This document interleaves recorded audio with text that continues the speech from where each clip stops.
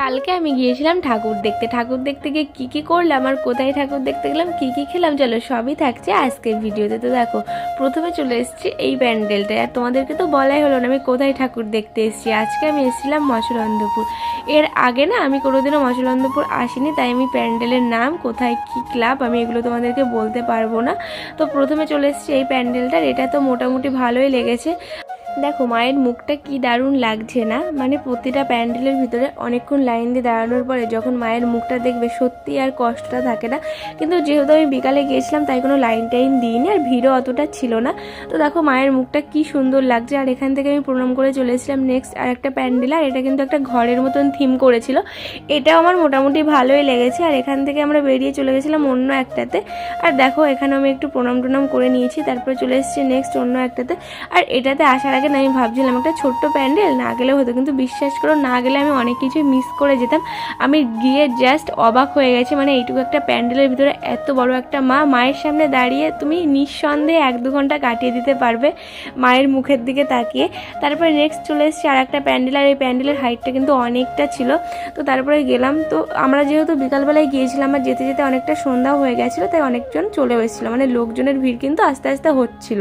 প্রথম দিকে মানে সেরকম 2-1 জন ছিল, মানে বেশি লোক ছিল না, কিন্তু যখনই সন্ধ্যা হয়ে গেল অনেকই লোকজন ছিল।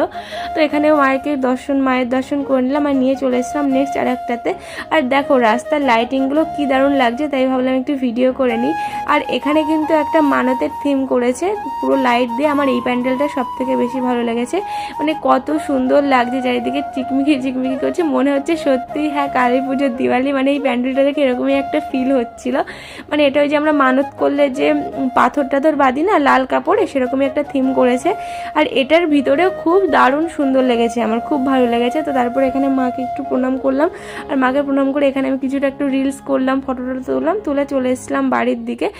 আমি খুব বেশি প্যান্ডেল দেখিনি, 4-5টা দেখেছি, কারণ আমার বাড়িও আসতে হতো। আর আমাদের বাড়ি থেকে মছলন্দপুর অনেকটাই দূর, বনগাঁ আর মছলন্দপুর অনেকটা দূর। তো তার জন্য 4-5টা দেখে বাড়ির দিকে চলে এসেছিলাম। আর আসার সময় গোবরডাঙ্গায় নেমেছিলাম, আর গোবরডাঙ্গা থেকে এই যে খেয়ে নিয়েছি ড্রাগন ফায়ার চিকেন। এটা ক্রিস্পি ক্রিস্পি মিষ্টি মিষ্টি ঝাল ঝাল ছিল, এটা খেতে ভালোই লেগেছে। এটা আমি আগে কখনো ট্রাই করিনি, কালকেই খেয়েছিলাম আর আমার বেশ ভালোই লেগেছিলো। আর এই সঙ্গে নিয়েছিলাম আমি একটা কম্বোতে ছিল নুডলস, আর ছিল 2 পিস ললিপপ, চিকেন ললিপপ, আর ছিল 3 পিস চিলি চিকেন, আর ছিল চাটনি পাঁপড় আর স্যালাড। এটাও কিন্তু ভালোই লেগেছে এই যে। আর আগের দিন আমি আমাদের বনগাঁ থেকে একটা নুডলস নিয়েছিলাম, কি বিশ্রী, আমি তো খেতেই পারি না, বাট এখানে আমি অনেক দিন থেকেই খাই, এখানকার প্রত্যেকটা খাবারই ভালো হয়। আর আজকেও ভালোই ছিল। তো তোমরা কোথায় কোথায় ঠাকুর দেখলে আর কি কি খেলে অবশ্যই